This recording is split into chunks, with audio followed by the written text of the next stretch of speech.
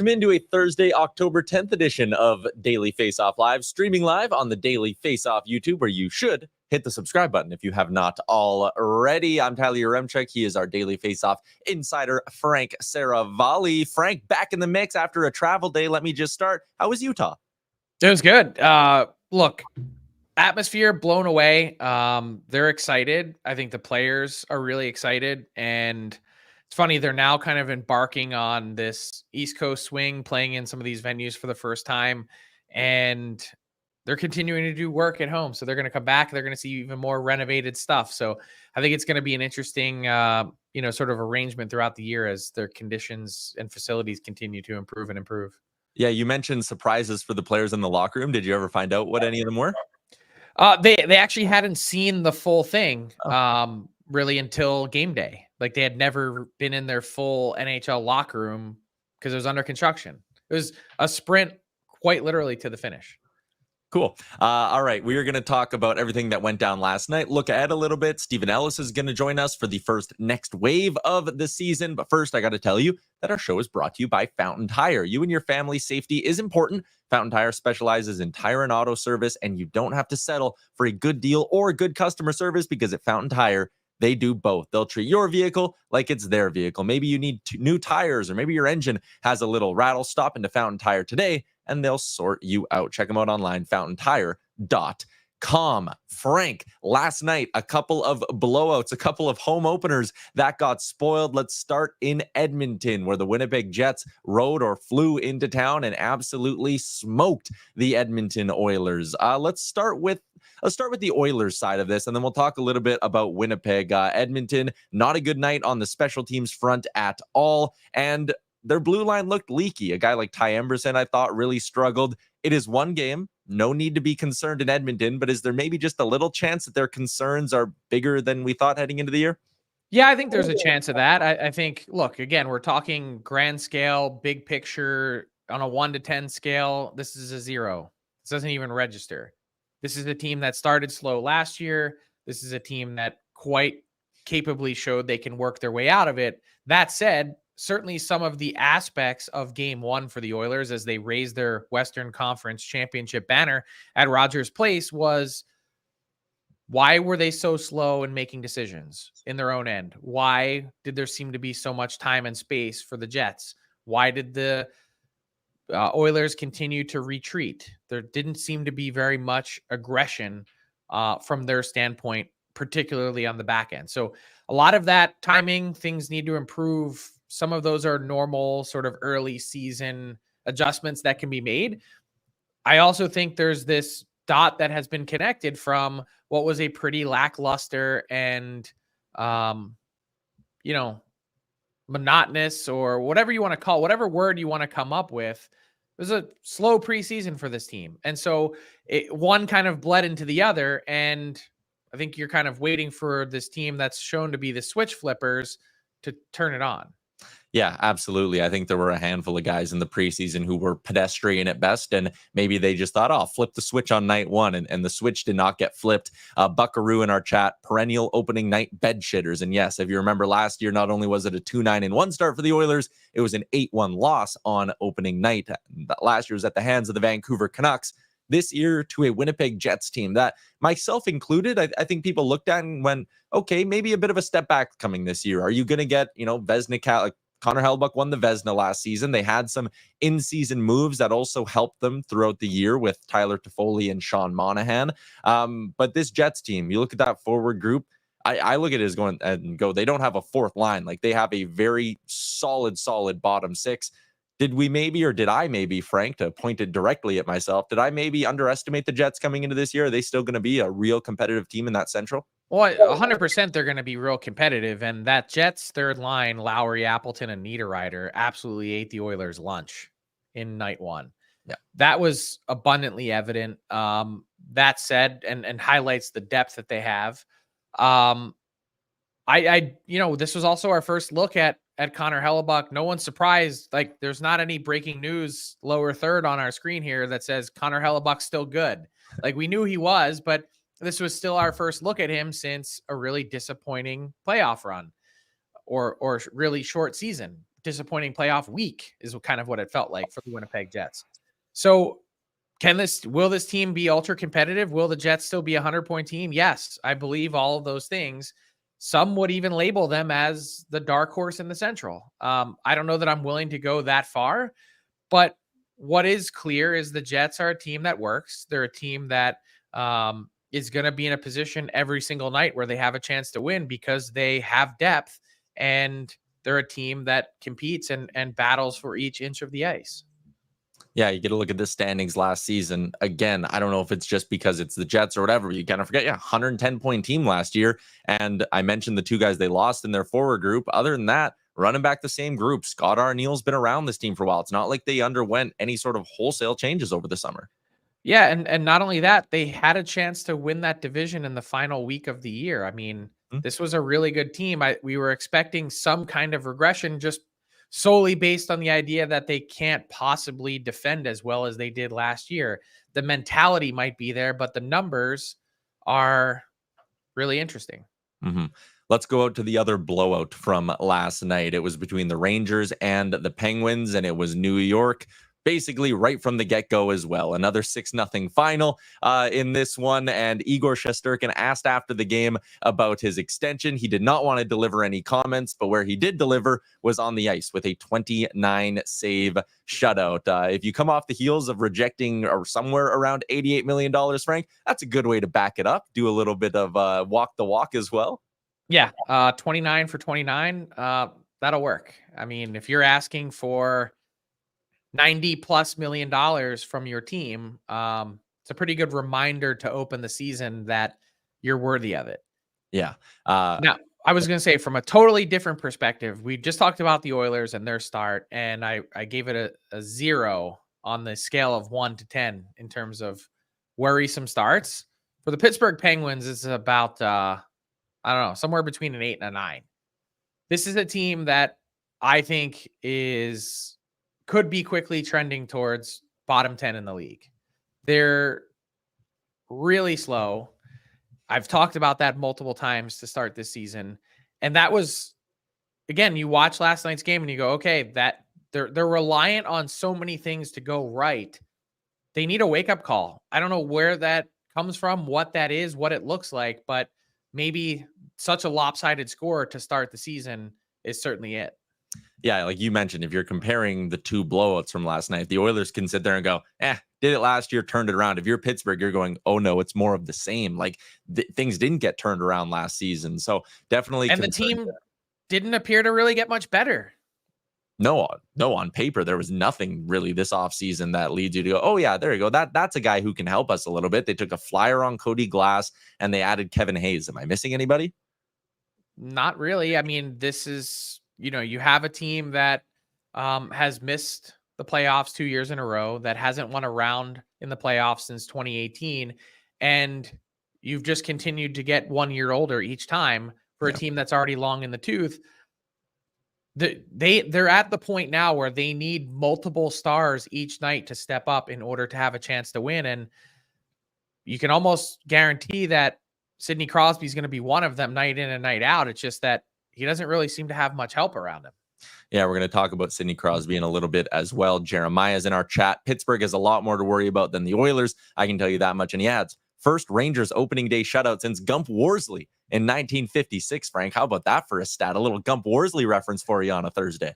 Yeah, it's, you think back to, some of the games to start this season. Sam Montembeault certainly up there. But this was pretty impressive as well from Shesterkin, especially given all the talk in the last 24 to 48 hours to go out and back it up. That's a big deal.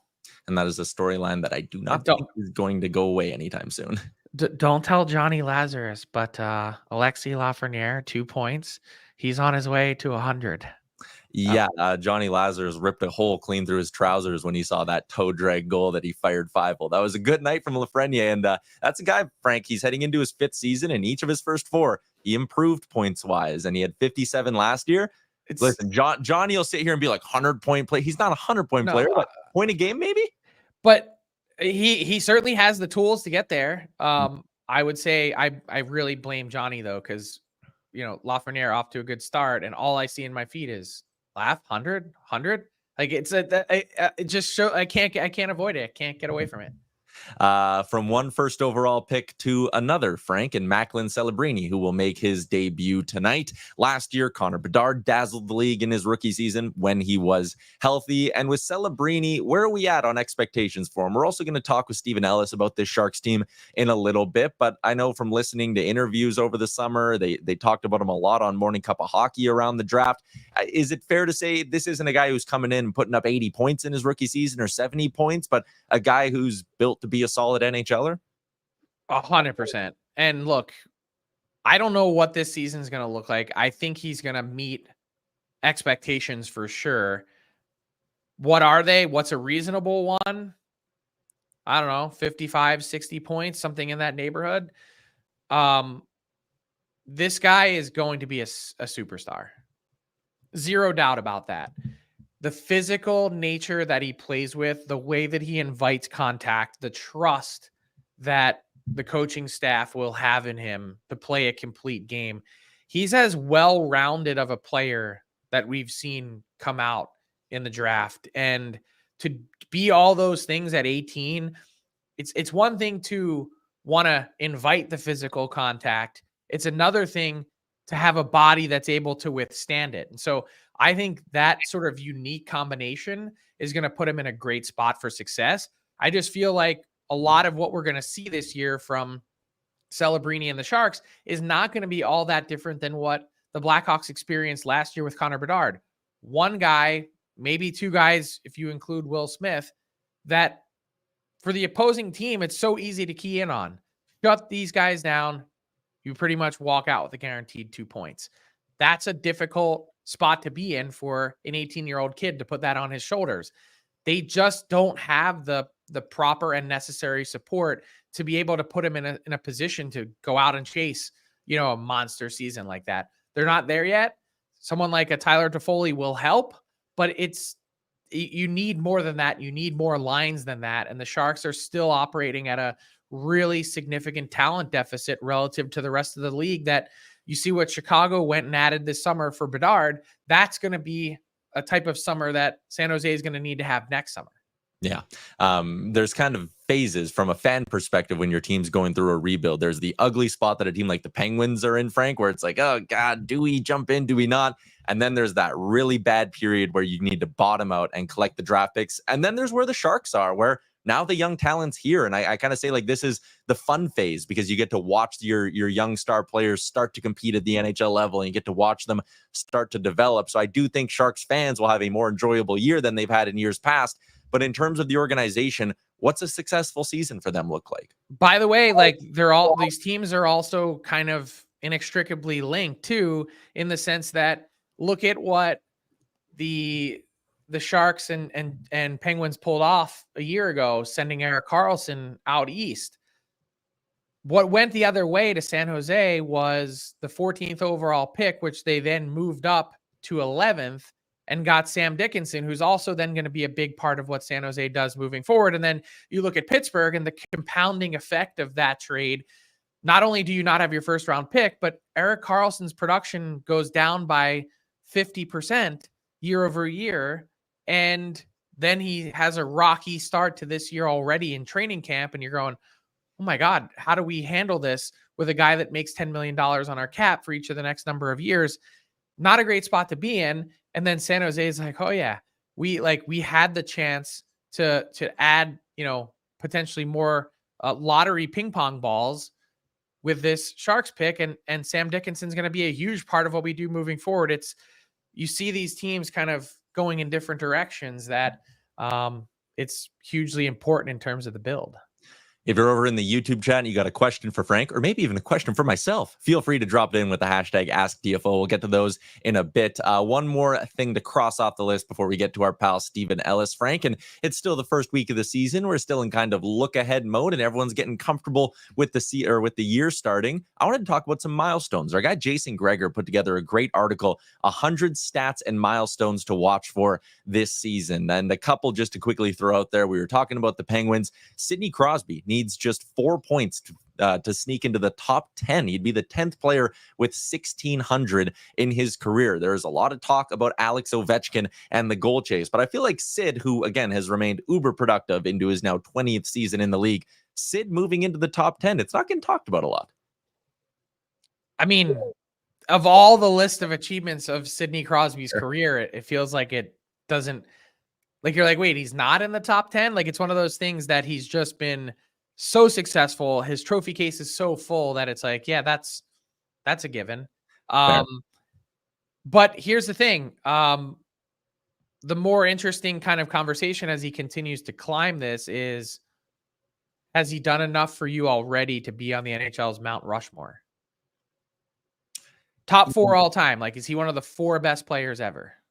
I'm going to throw a weird little thing in there. Hockey's Mount Rushmore, because I think what he's accomplished internationally is what maybe pushes him perfectly into that mix. Okay, so hockey's Mount, yeah. So is he on hockey's Mount Rushmore? He is for me, because I think also, again, people would say, well, he's only 10th all time in scoring, but you got to think about the era he's doing it in. I know our guy Paul Paduti is always doing great work in that regard, but when you look at the era and the way Crosby is dominated for so many years now, yeah, he's in there. I agree. Like, for me, he's easily top 4. So what does it look like? For me, it's probably something like Gretzky or Crosby and Lemieux. Yeah, I think so. I think, again, if you wanted to build one that kind of crossed a whole bunch of different generations, maybe you have a Gordie Howe in there, and it's kind of like, okay, from Gordie, Wayne, Mario, Sid, and that's your 4. You got to have a defense. Like, you got to, like, there's got to be someone else that you work in there. 4 is a tough number. Okay, we got a couple more milestones that I want to throw your way, or just kind of put on the radar of people. Connor McDavid could become the 3rd fastest player to reach 1,000 points in NHL history. He needs 18 points in his next 9 games now. Frank, can Connor go pedal to the floor and get to 1,000 in the 3rd fastest span? I had him getting to 18 in 7 games, so we can cross off 1 because, shutout ain't helping anyone. Can he get to 18 in the next 6? Yeah, I think it sounds crazy, but yeah, getting to yes, he can. He will. Right. Not only can, but he will. Austin Matthews needs a 53-goal season to pass Matt Sundin for the most goals in Leafs history. That feels like something that's certainly attainable for him. And the last one I wanted to throw your way, Frank, this is an interesting one. By the way, like, it's amazing how quickly he's done it. And we talked about this on the rundown the other day. I think he ultimately ends up catching Ovechkin. And help. Super early, but just something to keep in mind. Like, if you talk full seasons, he's slightly behind. But if you talk pace of games that he's played, yes, he needs to play like 1,400 in some games to get there. But pace-wise, he's actually, I think, a little bit ahead of Ovechkin. Okay, the final one I wanted to throw your way. There is a group of 5 defensemen who have a chance to all finish in the top 25 for highest scoring defensemen ever. And they're all playing right now. It's Carlson, Hedman, Letang, Yossi, and Brent Burns, Frank. I wanted to ask you about Brent Burns as he begins another season out with the Carolina Hurricanes. He can become the 13th defenseman with 900 points. And if he plays all 82 games, he'll move into the top 10 for games played by a defenseman. Is he a Hall of Famer? Yes. Without a doubt, stone cold lock, or does he need I don't know if he's first ballot, but he is. I believe he's a Hall of Famer. Yeah. It's really tough, though, missing the Stanley Cup. And that's kind of it, right? Like, he doesn't have a ton of the individual awards, and maybe you could argue about the peak, but in terms of longevity, like, when you look at top 10 in games played, and he could at some point get to top 10 in scoring for a defenseman, that's wildly impressive. And I feel like he's not a guy who a lot of hockey fans look at and go, oh yeah, locked to be a Hall of Famer, but he might be. Old school Bruins fans are going to hate me when I say this, but you could make the argument that Brent Burns is the NHL's best all-time defenseman in getting pucks through to the net. I know that's an odd thing to quantify, but so good. And just to put a bow on this little topic, we talked about NHL hockey's Mount Rushmore. I think Connor McDavid is already on there or close to being on there. Maybe if he's not already on there, he will be. Thoughts? Once he gets the ring, it's a lock, right? When you look at the production, again, to be the 3rd fastest to 1,000, but I do think there will always be the older school, and I do think it's correct. You need a Stanley Cup if you're going to be on the Mount Rushmore, so he's got to win one. So who's going to get bumped, though? That's the thing. Is it Mario or is it Sid? It's probably going to be Mario. Yeah, probably. Because I think you want people from different generations, and Mario and Wayne just overlapped a little bit too much, I think. Not that Crosby and McDavid didn't, I guess. But all right. We'll move off this. We got to move on. We got to get to our boy Steven Ellis. It's this season's first edition of The Next Wave.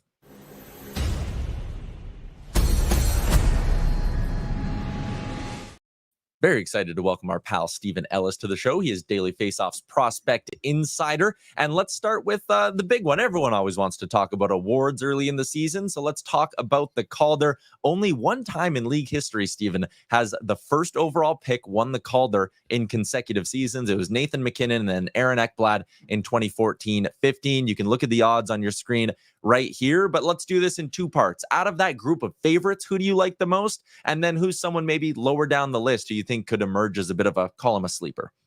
Well, I don't think it's going to be Celebrini. And I think the two that really stand out right off the bat are Matvei Michkov in Philadelphia and Logan Stankoven on Dallas. You see what Michkov's able to do between the preseason, rookie camp stuff, and then everything he did in the KHL last year. Like, this guy is a special prospect, someone that would have been first overall in so many other drafts. I was so high on him, and I know a lot of fan bases were really upset their team didn't take a chance on them when he fell all the way to 7th. But I think this year we're going to be looking at a guy who could put up 65, 70 points. And, Philadelphia gives him that opportunity to go out there and play a big role right away, which you might not see a lot from a lot of other prospects outside of obviously San Jose, where they don't have a lot going for them. But I really like his odds. And then I do like Logan Stankoven, a guy that my big question for me heading into his AHL season last year, which he won Rookie of the Year despite missing a large portion because he was playing in the NHL. But the big thing that I was really questioning was how he was going to be able to handle playing pro as a 5'8" player. And that's a guy who's a spark plug. He's got so much energy. He's able to do so many things, and was very impressive in that run there with both the Texas Stars and the Dallas Stars. So look for him to have a good year. In terms of a really kind of off the board guy, I like Seamus Casey, and I know that he's only kind of really getting a chance to start with the Devils because of the injury issues that team has. But I think Seamus Casey's got loads of skill. I think he was kind of under the radar at Michigan, especially in that first year where Luke Hughes was doing the stuff he was able to do. But Casey looked great from the start. And then we saw last year as he took kind of a leading role there, both with the U.S. World Junior team, but also at Michigan again. So I saw him up close at the Buffalo Prospect Challenge with the Devils. I was very impressed with him. I really liked his play against Buffalo in those 2 games over in Czechia. I don't know how long he's going to stick around, but I think he's going to make a really good first impression. So Matvei Michkov, not the only Philadelphia Flyer to make his NHL debut on Friday in Van. Also, Jet Luchenko, who lived up to his name with the speed that he brought to Flyers training camp, which certainly opened some eyes. When you look at Luchenko and obviously, being a bit of a surprise, he's going to set the Flyers record for youngest player ever to appear in a game. But what are his chances? How would you ballpark his chances to stick around after 9 games? Personally, I think he should go back to the OHL. I want to see him play a leading role, go try and make Canada's World Junior team, and just kind of have an opportunity to go out there and chase a championship if possible. But what we saw last year, even what we saw from him in like January compared to what I saw from him in the summer at the World Junior Summer Showcase, this is a player that just seems to have everything going for him right now. So much confidence. I felt like early on in his OHL tenure, he was, a bit hesitant to make a big play. He was trying to keep things too simple. It was kind of around that midpoint last year where he was starting to take more chances. He believed in himself. And then we saw the World Junior Summer Showcase where I thought he was actually one of Canada's better players.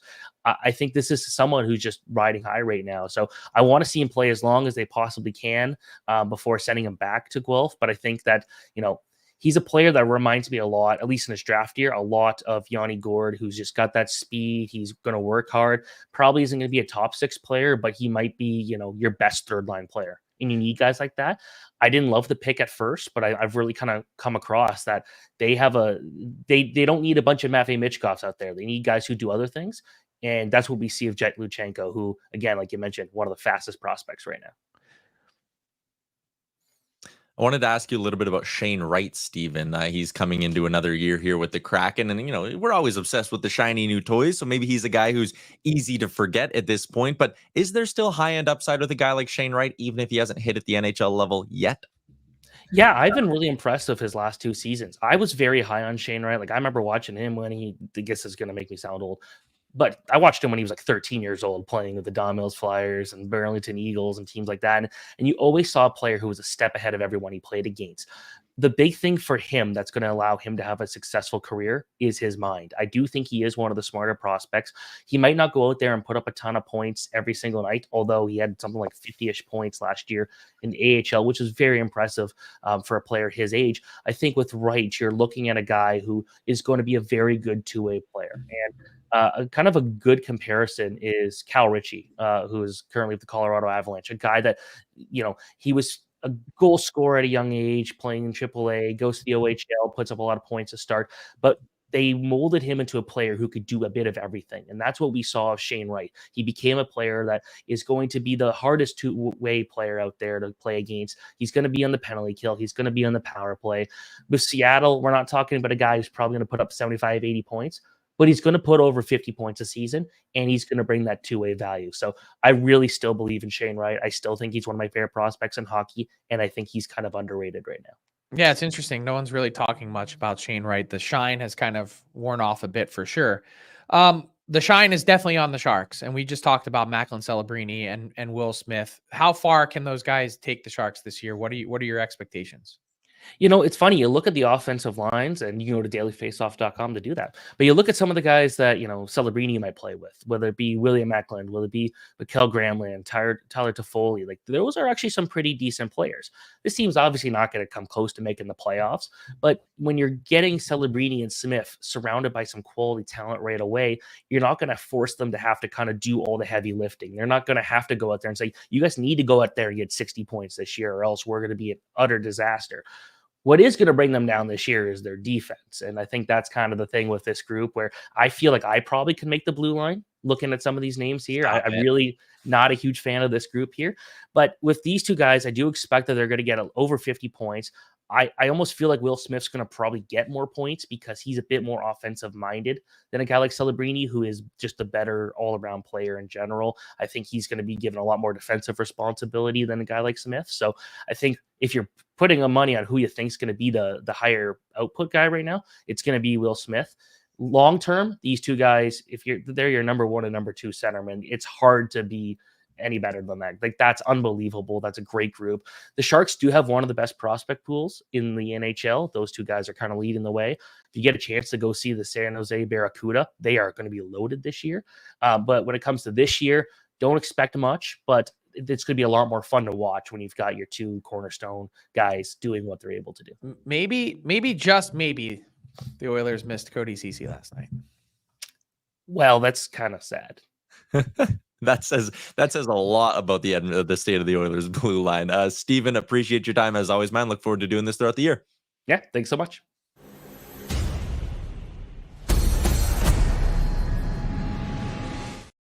I also want to just add on the tail end of that Sharks conversation, Will Smith is wearing number 2. It throws me off. Any forward that wears number 2, it does not compute. It's like defensive lineman wearing number 7. Like, you can't do that.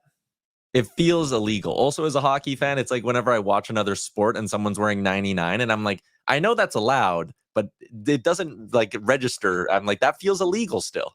Yeah, but I don't know. I mean, they'd have to know who Wayne Gretzky is first. I know. All right, let's go to our hashtag AskDFO question. Over in the inbox, it's Cedric who wants to know, as a Sens fan, Frank, he's excited about the Ullmark signing. What do you think about it? I think it was hugely important for the Sens to feel good about their goaltending position.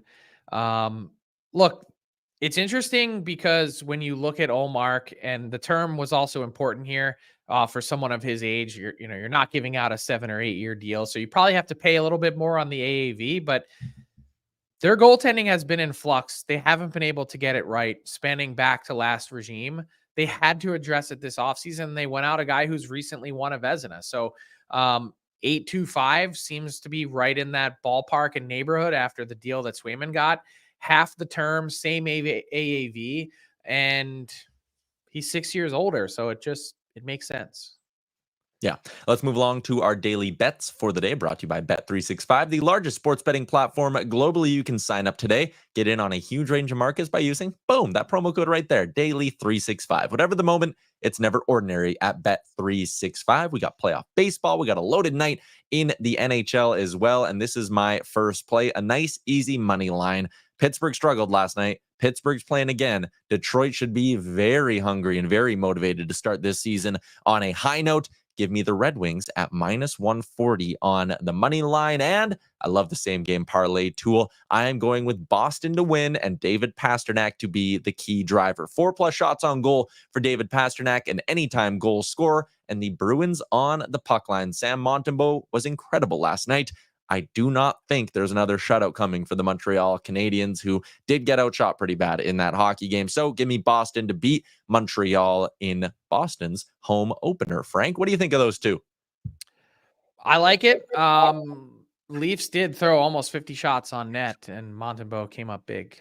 Yeah, so if the Bruins can throw up 50, I'm liking David Pastrnak to have a handful of them and for the Bruins to actually find the back of the net. Let's wrap up the show with a little bit of garbage time, Frank. And I thought there was a cool video from the NHL with some of their European players giving the proper, true pronunciations of their names. Let's take a listen.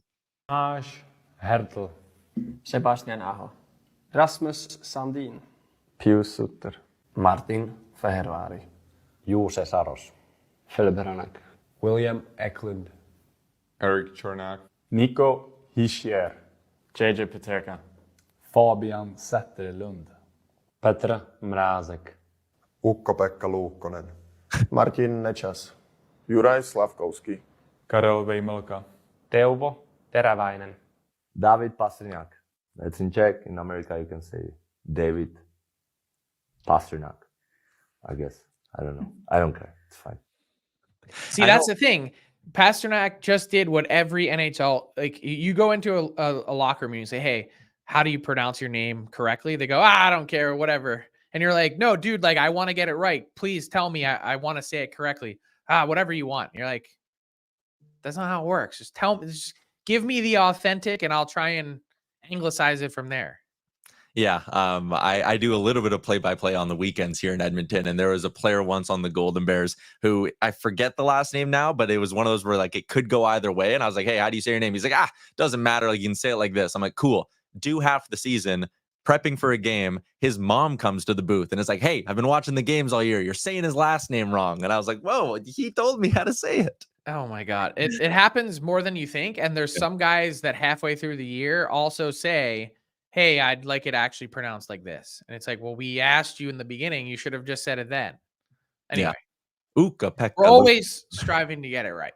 Yeah, I thought that was a cool video from the NHL. That is a wrap on today's edition of the show. Everyone in the YouTube, thank you so much for tuning in. And we will be back tomorrow to recap a big slate in the NHL. Also, Frank, the Amazon Coast to Coast tonight. Are you excited to see how they can work this out? Let's go. I'm contributing this year, Thursday nights. So tune in. Also, I think my boy Jason Demers is involved in the broadcast. He is. Tonight it's PK Subban and Jason Demers with Andy Petrillo. So it'll be good. Coast to Coast. I'm looking forward to it. I don't understand this notion out there that the red zone style can't work for the NHL because they're like, oh, things happen in real time. Yeah, but there's always like a long touchdown throw that didn't come from the red zone or a kick return or punt return. What do? 10 seconds later, you show the clip that just happened. Like it's eminently possible to create a very similar product. Power plays, must watch. Can we get a quad box? Like there's a lot going on. So I'm looking forward to seeing it. You enjoy that, Mr. Saravalli, and we'll talk about it tomorrow on the show. Noon Eastern, Monday to Friday. We will be here all year, which is why you got to hit the subscribe button. Shout out to our friends at Fountain Tire. We'll chat with you tomorrow, hockey fans.